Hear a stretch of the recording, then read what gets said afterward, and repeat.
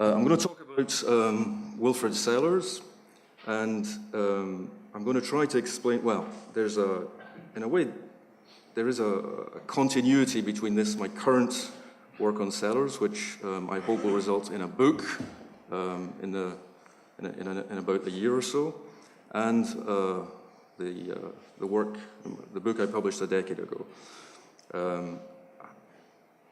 My book opens with an account of Sellars' distinction between the manifest and the scientific images of man in the world, and this provided me with the basic framework I wanted in order to formulate the problem of nihilism. After writing the book and reading more of Sellars' work, I came to realize that of all the philosophers I discussed in the book, he was the one I had, I think, whose work I had least understood, or whose work I had, skimmed over most superficially. And I realized that understanding the proper nature of his philosophical system forced me to reformulate the questions that I had tried to raise in that book. So this is why I've spent the past several years trying to understand Sellars' work. Okay, so I hope this is a kind of a justification for what for what follows. Okay, so paper's got three parts. First, I'm going to give an account of Sellars' transcendental naturalism. Then I'm going to discuss Robert Brandam's critique of Sellarsian naturalism. Brandam is a philosopher who's deeply influenced by Sellars. His whole inferentialist semantics was sketchily formulated in Sellars' own work. It's given a systematic articulation in Brandam's work. But Brandam rejects Sellars' commitment to naturalism and to scientific naturalism. And finally, I'll close with a kind of an account of the defend Sellars' naturalism against some of Brandam criticisms, or at least try to, and try to emphasize the importance of the distinction between practices and processes, between discursive practices and material processes, which I think underlies this whole kind of disagreement between Brandam and Sellars. Okay, so Sellars is a transcendental philosopher, and the transcendental perspective alters the conditions in terms of which the issue of realism is framed. Transcendental philosophy can be contrasted with dogmatic rationalism on the one hand and skeptical empiricism on the other.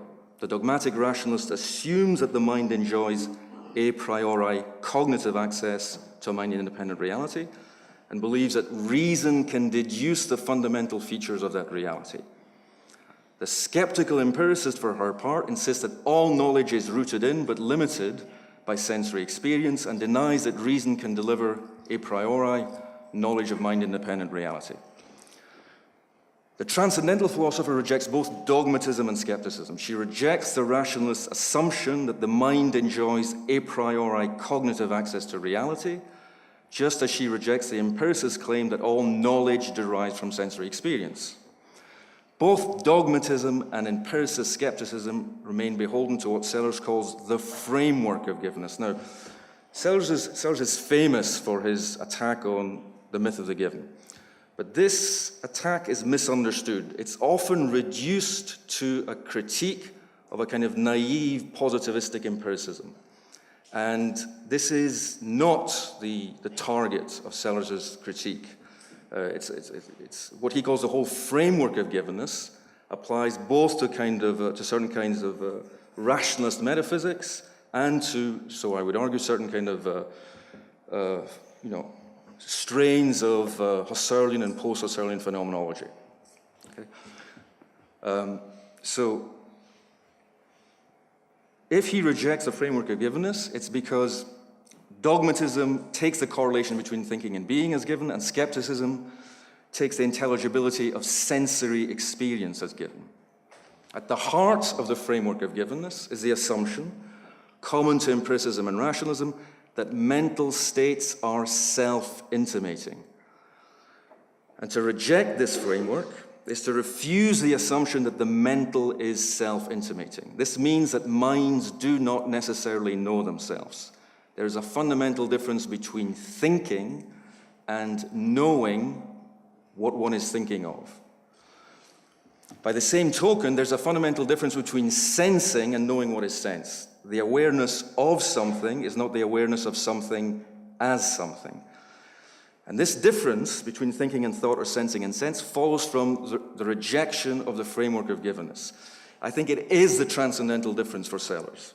He recasted the transcendental difference as obtaining between thinking and thought, or sensing and sense.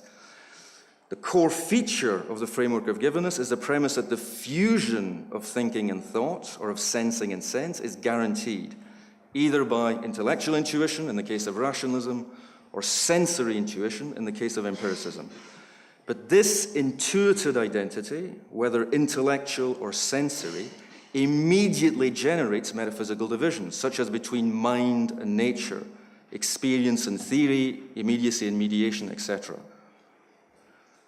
The rejection of this fusion raises the specter of representation, since thinking stands to thought and sensing stands to sensed, as representing stands to represented.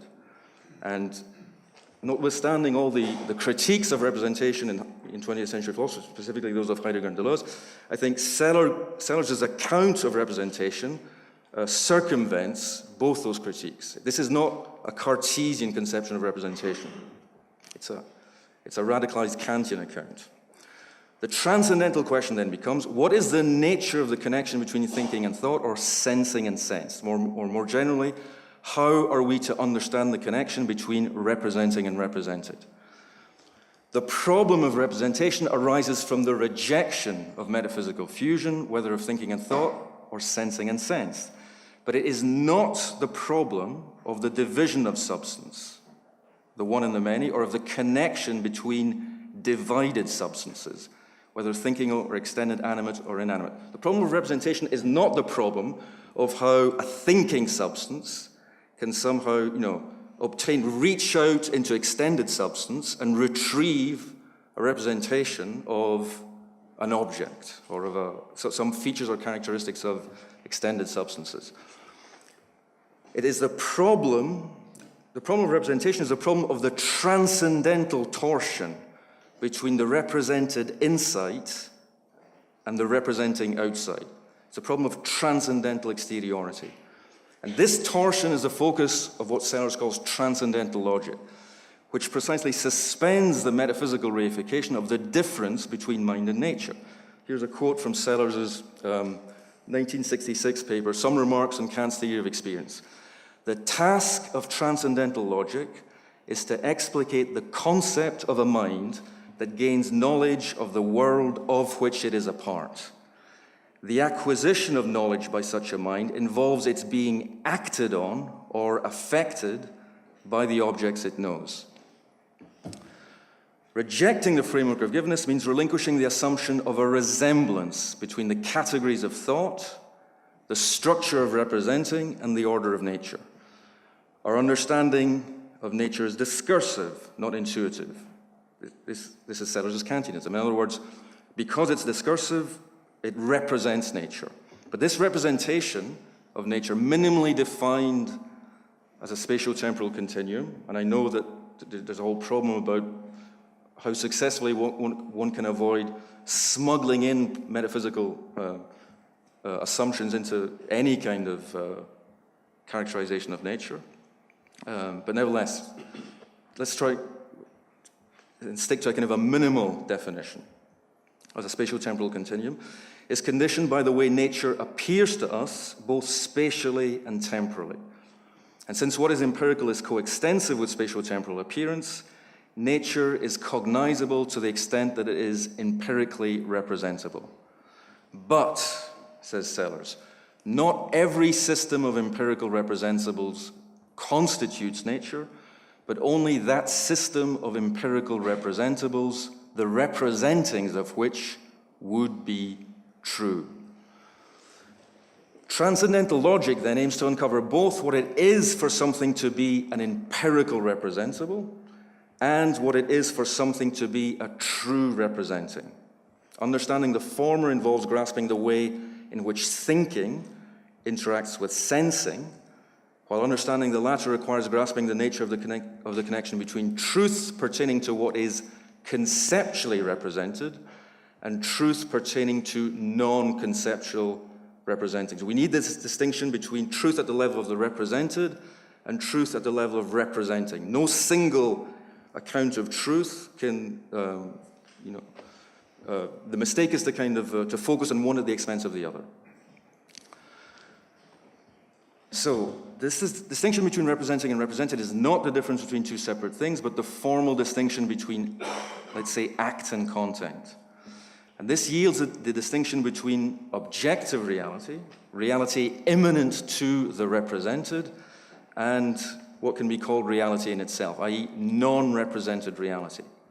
But non-represented does not mean non-representable. The distinction between objective or represented reality and non-represented reality, or reality in itself, is epistemological and not ontological. So this distinction between represented and non-represented, or between what is for us and in itself, is contained within the immanent distinction between representing and represented. And the relation of analytical dependence between represented and representing renders the objective reality of the represented content conditional upon the formal reality of the representing act. Now here, Sellers is basically drawing on what he thinks is the scholastic distinction which underwrites Kant's distinction between appearance and in itself. In other words, the objective reality is reality as the correlate of some kind of mental act, whereas the formal reality is substantial reality. It's independent. It's the reality that substantial form has. Since every represented implies a representing, the objective reality of a represented entails the formal reality of the representing through which it is represented. Now, this argument establishes only that if there are representeds, then there must be representings in themselves. Not that there actually are such representings in themselves, or that we can know either them or non-representings in themselves, because there are also non-representings in themselves. Transcendental skepticism insists on the possibility of a complete disconnection between represented contents and the in itself, whether construed in terms of representings or non-representings.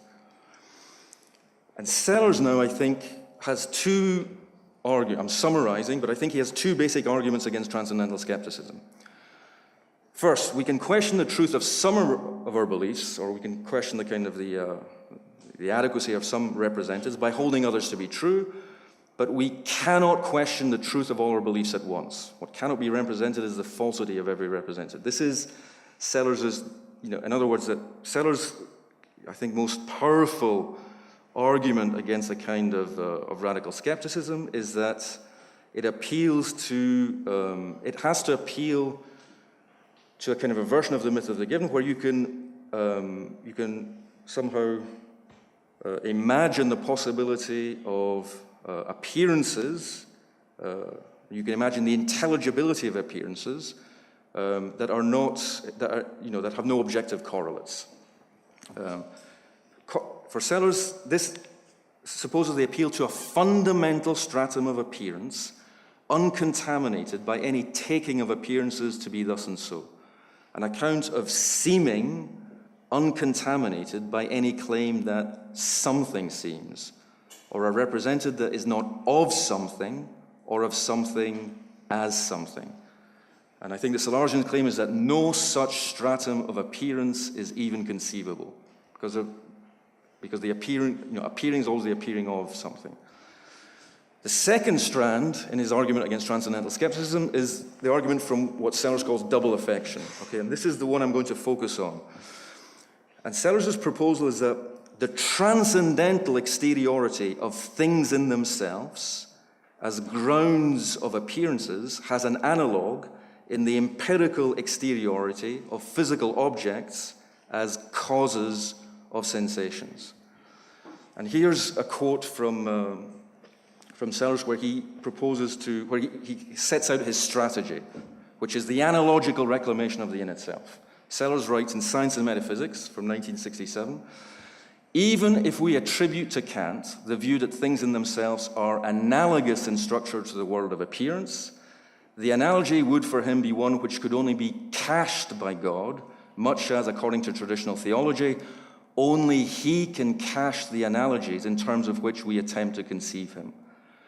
God would have a non-analogical grasp of things in themselves by virtue of the fact that his intuitive representations are not passive, but are the very volitions by which they are created. It's precisely God's intellectual intuition creates or generates the objects which it intuits, which is why the distinction between particular and universal doesn't exist for him. He can grasp everything in its infinite complexity. But Sellars continues, the thesis I wish to defend, but not ascribe to Kant, is that although the world we conceptually represent in experience exists only in actual and obtainable representings of it, we can say, from a transcendental point of view, not only that existence in itself accounts for this obtainability by virtue of having a certain analogy with the world we represent, but also that in principle, we, rather than God alone, can provide the cache. For as I see it, the use of analogy in theoretical science, unlike that in theology, generates new determinate concepts. It does not merely indirectly specify certain unknown attributes by an analogy of proportion. One might put this by saying that the conceptual structures of theoretical science give us new ways of schematizing categories. So, we supply the conceptual currency for constructing the analogy between the determinations of appearances and the determinations of the in itself. And this construction is the analogical schematization through which non-representings in themselves can account for the obtainability of conceptual representings. This obtainability, I think, is the key term for Sellars. So how might such schematization proceed? Things in themselves are not the causes of appearances in the sense in which electrostatic discharges are the causes of lightning. And this is not because the category of causation cannot be applied to things in themselves. It can, provided we bear in mind the distinction between pure and schematized categories. The pure or unschematized category of causation is the logical relation of ground and consequence. And as such, it can be applied to the relation between appearances and things in themselves, so long as we are clear that this is a strictly conceptual rather than a cognitive determination. Thus, we can think things in themselves as the grounds of appearances, provided that this grounding relation is understood in terms of a modified analogy with the way in which appearances cause other appearances. And the relevant modification is that whereas a schematized category of causality always involves a consequence relation between temporal events, the grounding relation between things in themselves and appearances involves a consequence relation that operates at the level of transcendental reflection. So, the postulate of the thing in itself is a transcendental and hence purely conceptual analog of the causal relation between material objects and sensations. And this is a quote from Kant now. Even if we cannot cognize these same objects, appearances, as things in themselves, we must at least be able to think them as things in themselves, for otherwise it would follow the absurd proposition that there is an appearance without anything that appears. This is the point of Kant's insistence that the distinction between appearances and things in themselves, or between phenomena and noumena, is precisely not a metaphysical distinction. It's not a two-world metaphysics. He's not dividing the world into sensible objects and intelligible objects. Things in themselves are the same things as appearances, but considered independently of the way in which they affect us.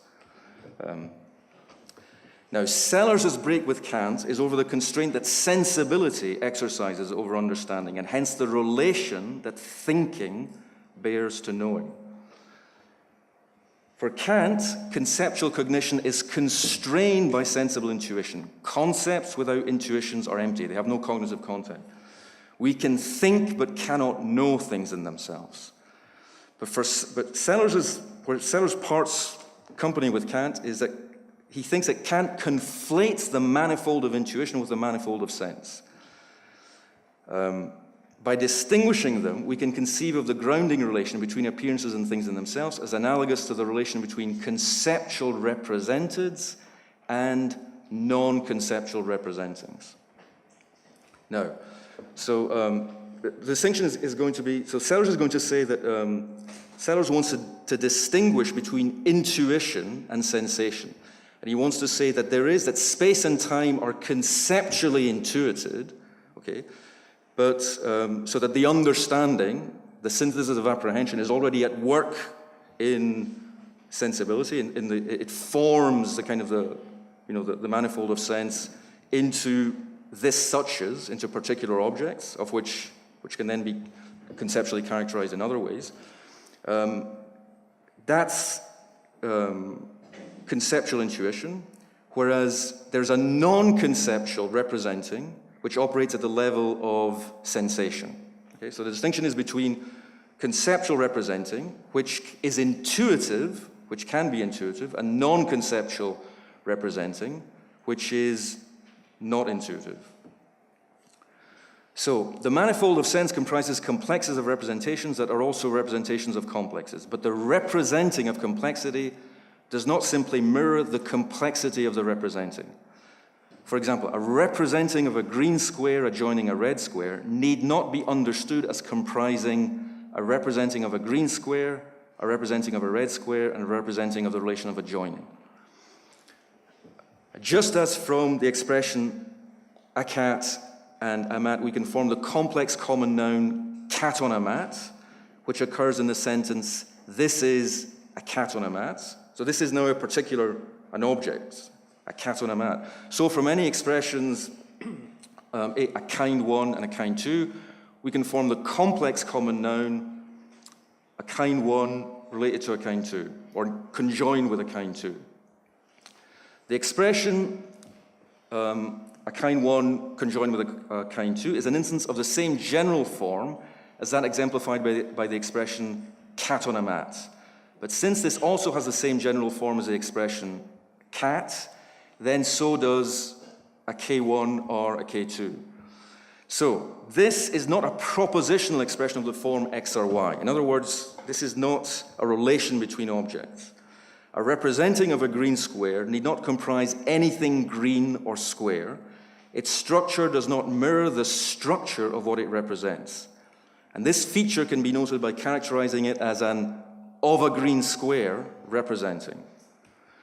Thus, the representing of a green square adjoining a red square can be expressed as an of a green square adjoining a red square representing, or as a green square adjoining a red square representing. In other words, this is Sellers' adverbial account of sensing, where sensation doesn't involve a relationship between sensing and sensed, where the sense is some kind of object, but rather it's a non-relational representing, which can be adverbially characterized through these kinds of locutions.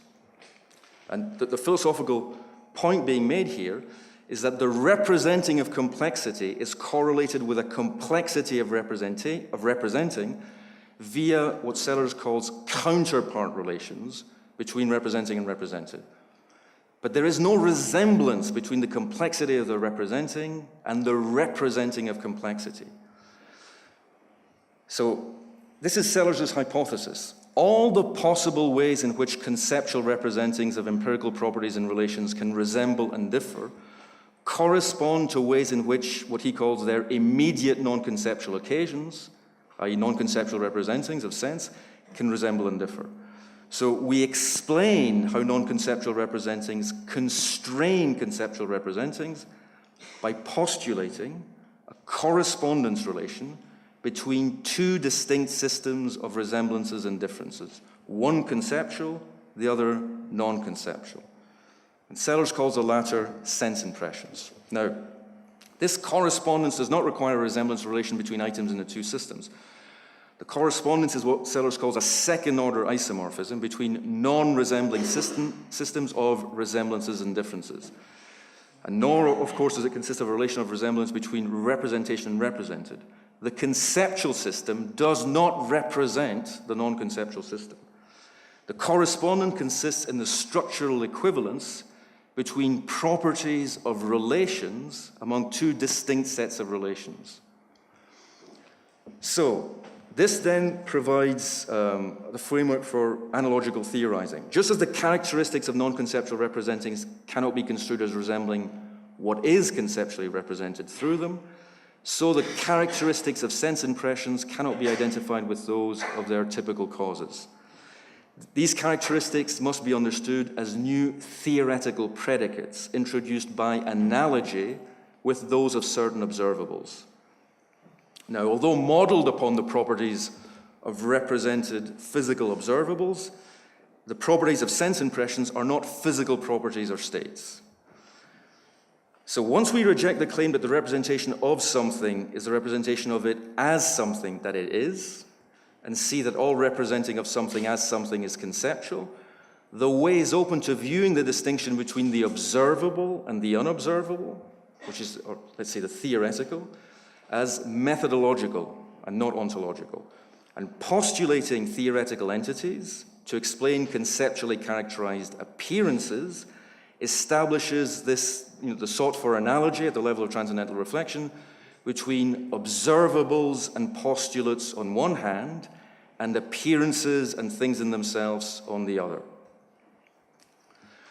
Now this, Sellars' argument, which is the elaboration of Sellars' argument from double affection, allows us to accept Kant's rejection of dogmatic rationalism and skeptical empiricism while avoiding his idealism. Here's another quote from Sellars. Indeed, it is only if Kant distinguishes the radically non-conceptual character of sense from the conceptual character of the synthesis of apprehension and intuition, and accordingly the receptivity of sense from the guidedness of intuition, that he can avoid the dialectic which leads from Hegel's phenomenology to 19th century idealism. Okay.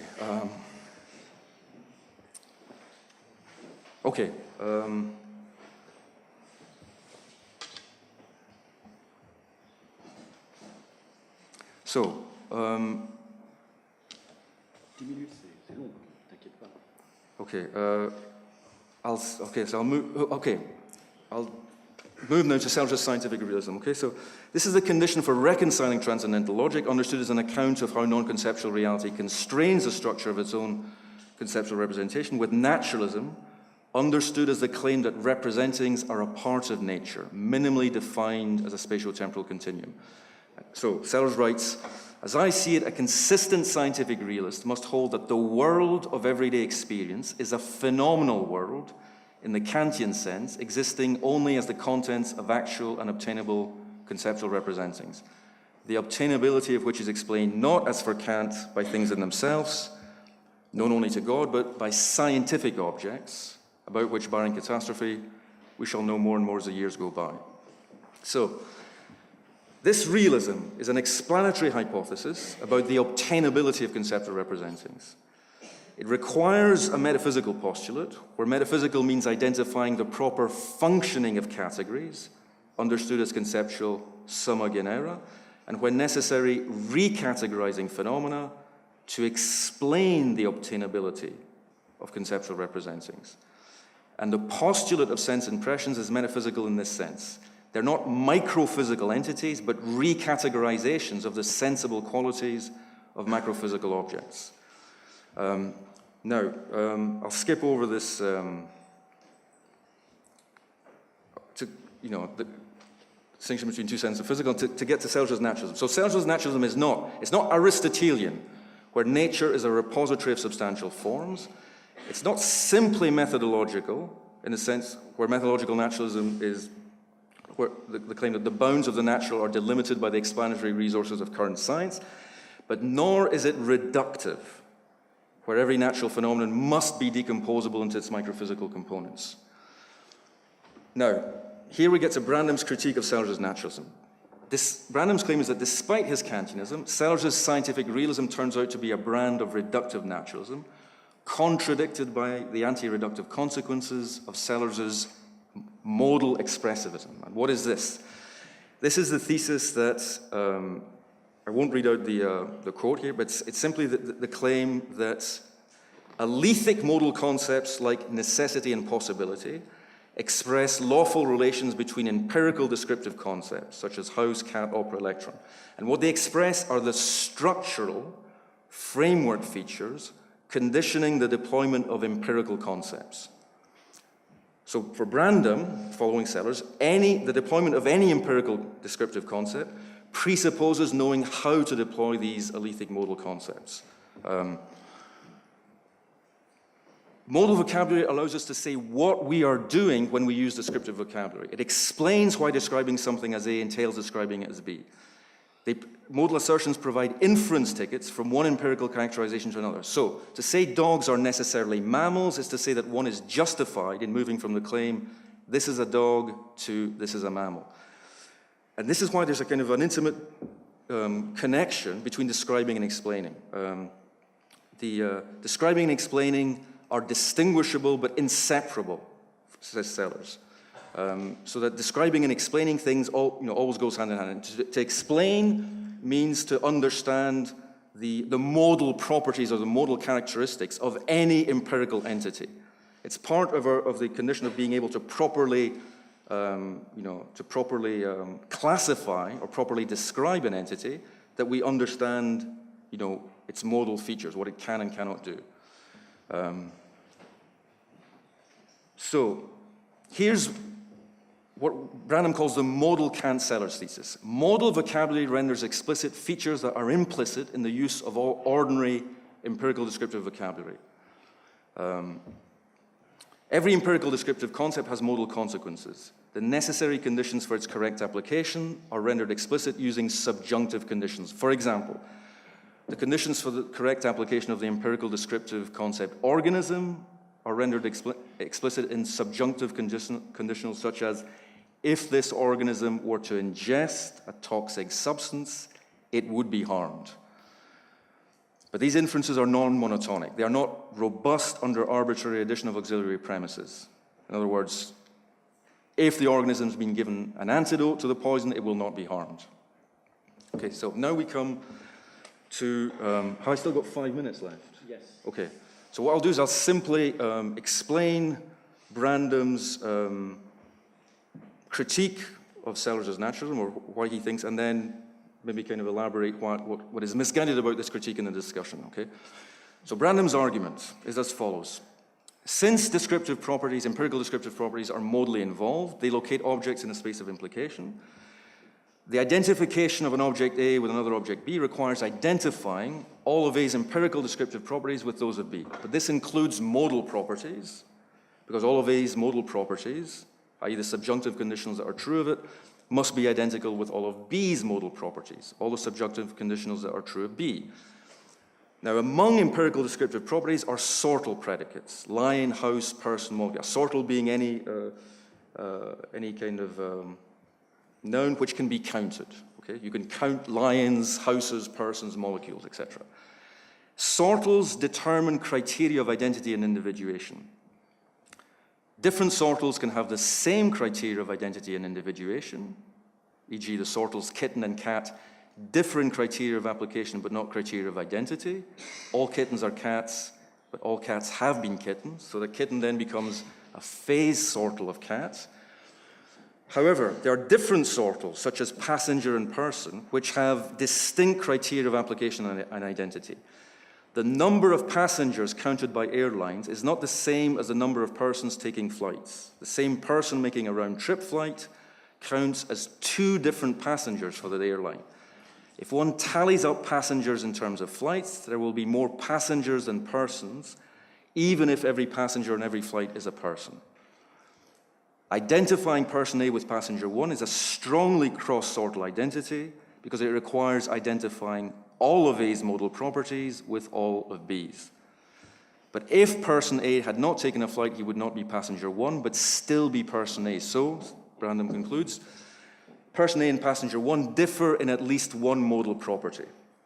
So, since manifest object and scientific objects fall under different descriptive sortals with different criteria of identity and individuation, identifying them would require what Brandom calls strongly cross-sortal identities. But such sortals differ in the non-monotonic subjunctive conditionals that govern their application, and therefore the identification must fail. Strongly cross-sortal identity claims, says Brandom, are never true. According to Brandom, Sellers' claim is that our everyday descriptions of things, cats, persons, passengers, is explained by postulating non-conceptual complexes of representations. And according to Brandom, this explanation requires identifying the properties of conceptually represented contents with those of non-conceptual representings. Since such identification is impossible, the requirement of explanation is in this instance misguided. It is a symptom of what Brandom calls object naturalism. Object naturalism seeks to locate the truth makers of claims in a target discourse in the world as specified by a favor naturalistic vocabulary, whether physics or some other science. So object naturalism is a naturalism about objects and properties that our vocabulary allows us to think and talk about. By way of contrast, subject naturalism is a pragmatic naturalism that's simply wants to give an account of the discursive practices of using the target vocabulary as meaningful in the way in which it is meaningful. And this, according to Brandom, requires seeking what he calls a pragmatic meta-vocabulary for every target, for every kind of, every vocabulary containing empirical descriptive claims, okay? So now, okay, I'll just simply summarize the third and final section, why I think Brandom, two things.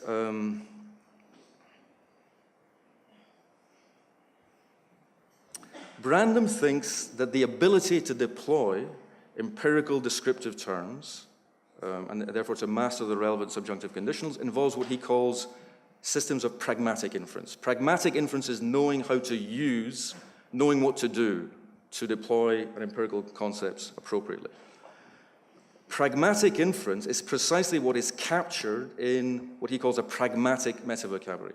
The pragmatic metavocabulary it specifies what one is doing, says what one is doing when employing an empirical descriptive vocabulary. But according to Brandom, this is precisely, it's this, the characterization of what one is doing is precisely what cannot be explained in terms of any kind of discourse that is entirely, that would objectify what is going on in this doing. So in other words, what Brandom is saying is that pragmatic meta-vocabulary explicates a descriptive vocabulary as meaningful in the way in which it is meaningful. And thereby it immunizes, and this insistence that a vocabulary can only be explained in its own terms, where, so any kind of saying can only be explained, by rendering explicit what one is doing when one is saying something. This means that pragmatic inference, the practice of pragmatic inference, or the competence involved in pragmatic inference, is immunized against any kind of objectivation or any kind of scientific explanation or any kind of theoretical explanation that simply doesn't explicate the relationship between the competence at the level of description and the competence at the level of categorization. Okay? So my final claim is this, is that Sellers' naturalism is actually not about trying to characterize discursive competences in terms of the object categories proper to the scientific image. It's a claim that in order to understand that our discursive competences are tied to the world through our sensible capacities. So that all conceptual representing is guided by non-conceptual representing.